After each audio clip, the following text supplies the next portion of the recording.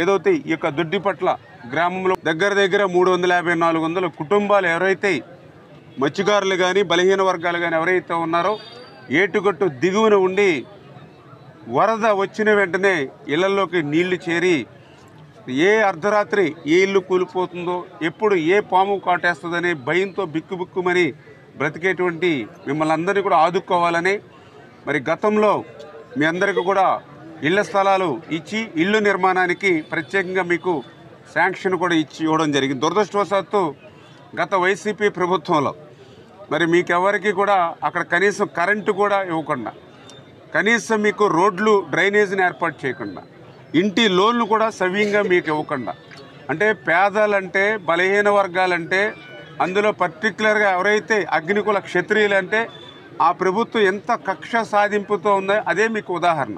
ఈవేళ ఏదో వరద వెళ్ళిపోయిన తర్వాత తీరిగ్గా వచ్చి మీకు ఇవ్వట్లా, వరద ప్రారంభమైన మొదటి రోజే.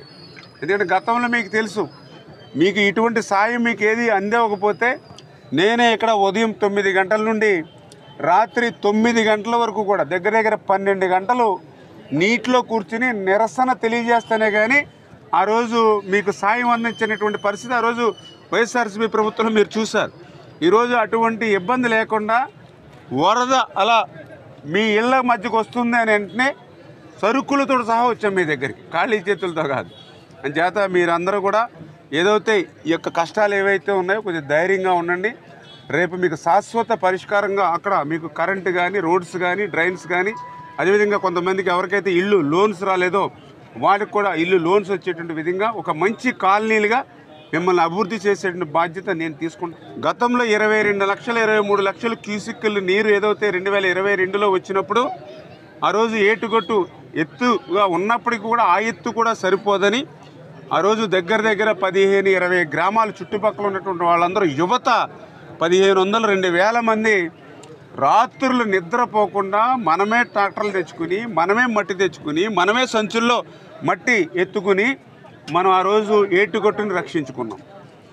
మరి తర్వాత వైఎస్ఆర్సీపీ వాళ్ళు ఇక్కడే కంచుస్తంభపాలెంలో ఇది ఇసుక మరి తీసుకుపోవడానికి, ఇసుకను లూటీ చేసుకోవడానికి ఆ రోజు ఏటుగట్టును కూడా వాళ్ళు 2 లారీలు తిరగడానికి వీలుగా ఏటుగట్టు ఎత్తును తగ్గించేసి మరి వెడల్పు చేసుకునేటువంటి పరిస్థితిలో ఇప్పుడే కలెక్టర్ గారితో కూడా మాట్లాడా. మరి ఇప్పుడు ఏదైనా వరద గతంలో వచ్చిన మాదిరిగా వరద వస్తే ఏటుగట్టు ఇప్పుడు 3 అడుగులు తగ్గిపోయింది ఎత్తు. మరి ఆ గత 3 సంవత్సరాలు 4 సంవత్సరాల క్రితం వరద వస్తే ఇప్పుడు మళ్ళీ 3 అడుగులు ఏటుగట్టు మీద అంటే దగ్గర ఈ యొక్క పాలకొల్లు, నరసాపురం, భీమవరం ఒక 300 గ్రామాలు 3 మున్సిపాలిటీలు సముద్రంలో కలిసిపోయేటువంటి పరిస్థితి, ప్రమాదం, ఆస్తి నష్టం, ప్రాణ నష్టం ఏర్పడుతుంది.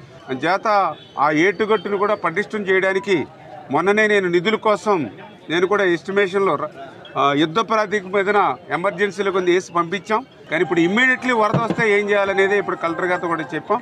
కొంచెం మీరు కూడా తగు జాగ్రత్తలు తీసుకుని మరి గత ప్రభుత్వం చేసినటువంటి తప్పులు పాపాలకి మనం శిక్ష అనిపించకుండా కొంచెం ఈ సీజన్ మీరు మేము మళ్ళీ అందరూ కూడా కష్టపడి ఏమాత్రం వరద వచ్చినా మళ్ళీ ఏటుగట్టుని మనం సంరక్షించుకోవాలి. అదేవిధంగా ఎవరైతే ఆ రోజు తప్పులు చేశారో పాపాలు చేశారో వాళ్ళను కూడా కఠినంగా కూడా శిక్షించమని చెప్పి కూడా కలెక్టర్ గారు కూడా చెప్పడం జరిగింది.